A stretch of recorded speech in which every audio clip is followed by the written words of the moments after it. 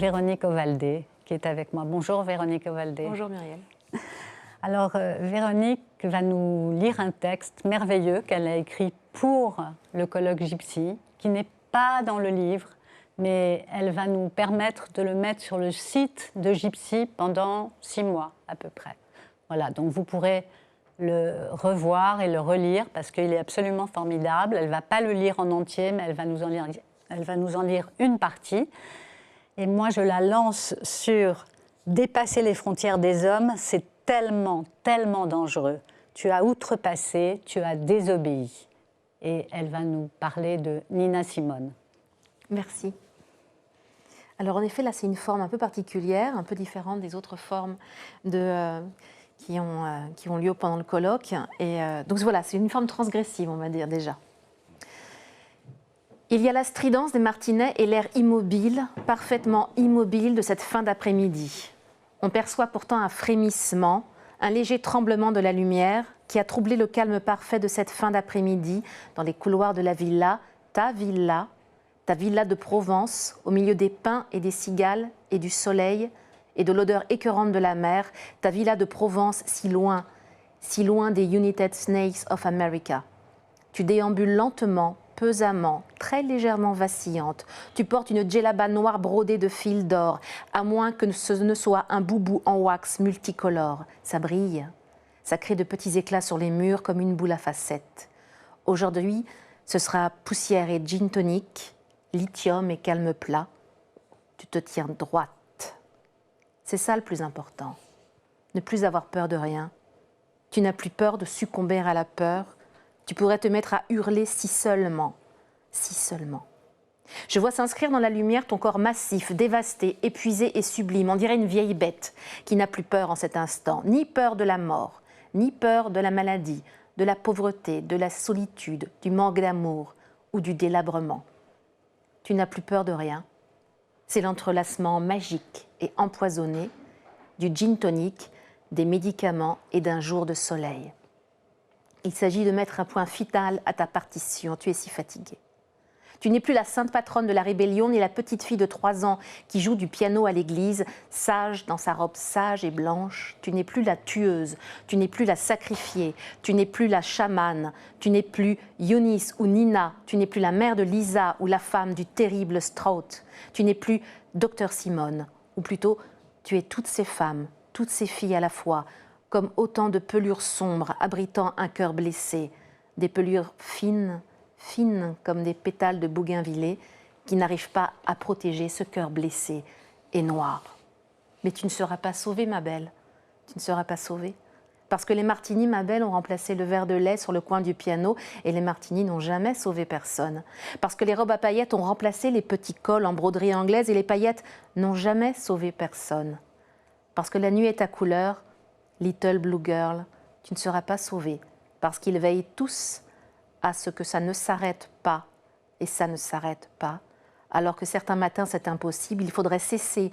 Le corps dit non, la tête dit non, c'est comme un corps de sable qui s'effondre, ou plutôt un corps noir, somptueux, rempli de sable. Personne ne voit le sable, tout le monde te voit virevolter. Tu es une comète, alors que tu te sens simplement rempli de sable. Tu dois vivre avec Nina Simone, et c'est tellement, tellement difficile. Parce que toi tu sais, parce que toi t'as compris, que quand vous applaudissiez avec les autres enfants, quand vous applaudissiez Gary Cooper qui tuait les Indiens, ce fut terrible de se rendre compte que les Indiens c'était vous. Ta peau est noire et tes cheveux sont laineux, ta peau est belle, ta peau est brune, ta peau est un trésor. Ta peau est noire, elle est un trésor, mais elle est un risque. J'entends ton cri et ce qu'il annonce. Ta peau est noire et tu n'as plus froid. Tu es un trésor et tu es un incendie. N'oublie pas que la nostalgie est une suffocation. Dépasser les frontières des hommes, c'est tellement, tellement dangereux. Tu as outrepassé, tu as désobéi. On a tous eu 4 ans un jour ou l'autre, et ce fut le meilleur moment de notre vie. Sans doute parce qu'à 4 ans, on est trop égoïste et trop comblé pour percevoir les ténèbres. Souvenez-vous de cet âge où la vue d'un lit vous donnait envie de faire du trampoline et pas du tout de de vous y assoupir. Souvenez-vous de cet âge où vous faisiez 8 fois le chemin qui menait au marché parce que vous couriez devant les adultes et que vous reveniez sur vos pas pour aller les chercher comme un chiot impatient et vous repartiez en sens inverse. Et ils étaient si lents, si lourds et si bavards, les adultes. Souvenez-vous de cet âge où jamais vous ne marchiez mais toujours sautilliez.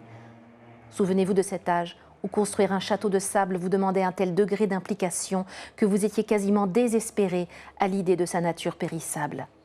Souvenez-vous de cet âge où vous aviez toujours raison, même si vous étiez aussi peu expérimenté qu'un beignet. Souvenez-vous, les adultes étaient incessamment tiraillés quand ils vous parlaient ou quand ils vous regardaient, entre l'agacement et l'attraction. Souvenez-vous de cet âge où vous aimiez tant que l'on vous chatouille et vous riiez. De ce rire particulier, hoquetant, idéal, éphémère, un rire de plaisir pur, un modèle de rire, un rire qui disait « j'en ai jamais assez, j'en ai pas assez, je veux que ça continue toujours ». L'impossibilité de revenir à cet âge, l'impossibilité paralysante de revenir à cet âge. Et vous deviniez déjà que plus on vieillit, plus on se fossilise, plus on s'immobilise, plus on devient une excroissance osseuse qui a du mal à bouger, plus on devient une arthrose ou un genou sans cartilage, et moins on aime sauter sur les lits et se faire chatouiller en hoquetant. Moins on est prêt à sauter le pas. Vous le deviniez, mais ça ne vous arriverait jamais, parce que vous ne perdriez jamais l'enfant qui était en vous. Il serait là, transgressif, débordant, inaltérable. Vous étiez quelqu'un de spécial, sans doute immortel. C'était impossible autrement. Vous regardiez les adultes avec un peu de pitié. Ils étaient si vieux et leur corps était si poilu, si peu discipliné.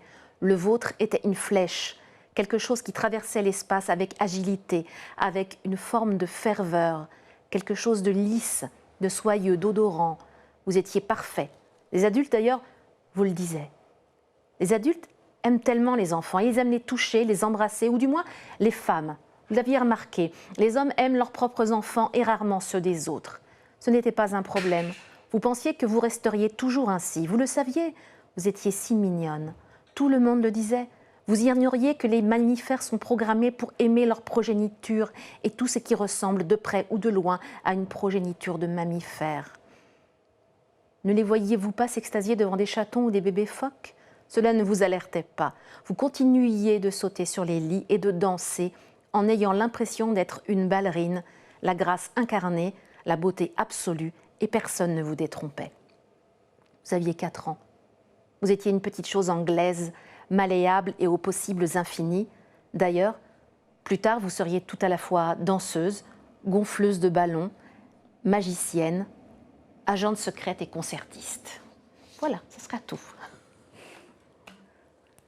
Alors, dans ce merveilleux passage là, sur la jeunesse, sur les enfants de 4 ans, oui, qui est absolument pétillant et gai comme ça, et qui contraste avec l'autre partie du texte qui est si sombre et merveilleuse en même temps. Oui, mais c'est un moment pétillant, un moment magnifique, puisqu'un un moment d'inconscience absolue, ouais, mais c'est aussi, à un moment donné, je dis, la nostalgie est une suffocation. On est déjà en train, on est nombreux, je pense, à vivre certains moments de nos vies en se disant, en projetant légèrement, en se disant, en ayant l'impression qu'ils sont déjà passés, ces moments magnifiques.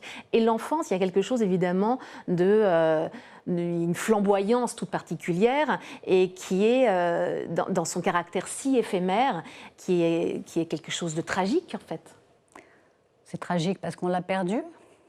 C'est tragique parce qu'on va la perdre, nécessairement. Et c'est quand même accéder à, comme disait tout à l'heure Monica Sabolo, ce moment de la frontière, hein, accéder au moment de l'adolescence, accéder à l'âge adulte, c'est en fait toute une panoplie de pertes. Alors, c'est un texte que j'ai écrit sur Nina Simone où il y a beaucoup de choses qui sont liées à ce qu'elle a transgressé, donc, et puis à la façon dont on peut exister en ayant justement traversé trop de frontières. Elle était femme, elle était petite fille de Caroline du Nord, elle était noire, elle était pauvre. Ça fait beaucoup de choses à transgresser, je pense. Elle a voulu être pianiste, c'était une excellente pianiste. Elle a voulu être concertiste, il n'y avait jamais eu de concertiste femme noire en fait aux États-Unis. Donc c'était tout un tas d'éléments de sa volonté qui était quelque chose qui est passionnément transgressif. Mais qu'est-ce qui fait qu'elle s'est tellement heurtée à tout ce qu'elle voulait faire et qu'elle a raté en même temps qu'elle continuait, qu'elle était merveilleuse, que c'était une merveilleuse chanteuse et en même temps qu'elle n'était pas si satisfaite d'elle-même? Non, bon, enfin, il n'y a pas tant de gens que ça qui sont très satisfaits d'eux-mêmes, enfin, je ne vous l'apprends pas.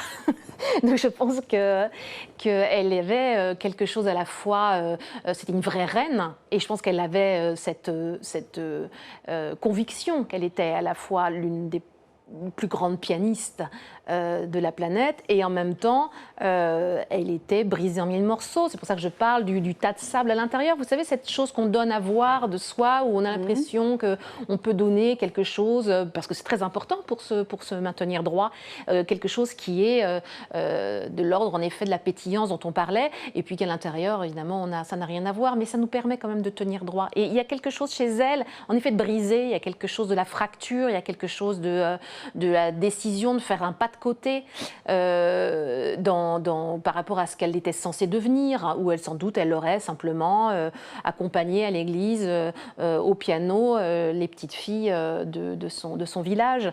Et c'était simplement ce qui lui était donné à faire. Elle a voulu autre chose. Et cette volonté, ce désir, en fait, excessif, et bien après, évidemment, il est...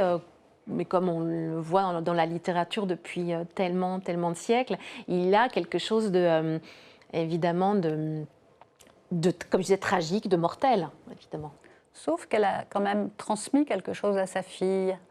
Il y a quelque chose d'important dans cette transmission. Alors, je ne sais pas bien si elle a transmis quelque chose d'important à sa fille, parce que pour avoir lu, quand j'ai écrit ce texte, j'ai lu pas mal de textes, de biographies de Nina Simone, et j'ai regardé des documentaires qui ont été faits sur elle. La relation avait l'air très très complexe entre sa fille et elle.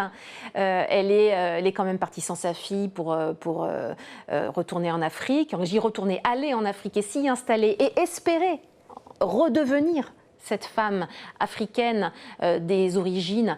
Et elle a quand même, oui, elle a sans doute donné des choses importantes. Sa fille est devenue d'ailleurs chanteuse et musicienne, mais c'est aussi... Elle a chanté avec elle. Absolument, mais je pense que c'est aussi beaucoup de chagrin, tout ça.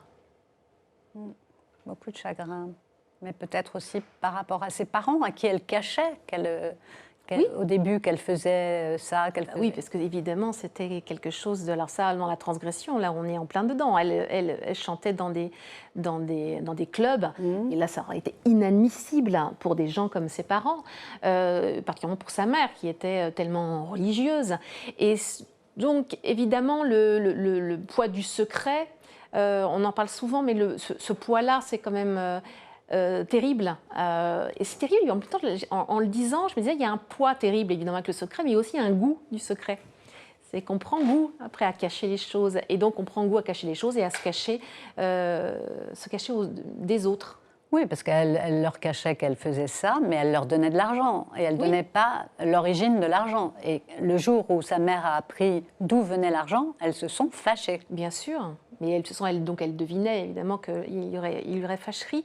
Mais ça aussi, c'est quelque chose de tout à fait intéressant, le poids des contraintes enfantines. Je parlais, le petit passage que je lisais sur l'enfance comme une forme d'inconscience et de liberté, c'est ça évidemment, mais c'est évidemment tout le poids des contraintes, et particulièrement pour des gens comme cette femme-là, comme Nina Simone. Merci beaucoup. Je vous en prie. Et ma petite question rituelle. La question rituelle sur les rituels. La question rituelle sur les rituels, absolument. Alors, oui, j'en ai plein. En fait, j'en ai plein parce que ça change. En fait, ça bouge, les rituels, pour moi. Ah bon, donc c'est plus des rituels, alors? Si, parce qu'en fait, ils sont ritualisés pendant un temps. C'est-à-dire que ça va pendant 2 ans, ça va être le même rituel. Donc on peut considérer que c'est un rituel. Ça va être... Non, moi j'écris la nuit. En fait, déjà, j'écris plutôt vers 3h du matin, vers 4h du matin. Donc ça, de toute façon, c'est très ritualisé, ça. C'est étonnant. Temporel. Donc c'est-à-dire que je dors avant et je me réveille très tôt. Et puis à partir de là, je bois de l'eau glacée et je mange du chocolat noir. et j'écris. Et comme il fait nuit dans la ville, il fait nuit dans la maison, il fait nuit partout, il y a du monde dans ma maison, mais tout le monde dort, il y a évidemment quelque chose de l'ordre de la concentration du rêve. Enfin, c'est quelque chose de très important. Donc ça, c'est vrai que c'est, disons, le rituel qui est toujours resté, c'est d'écrire la nuit. Après, ça bouge, les petites choses matérielles autour, on va dire. D'accord. Merci beaucoup. Merci.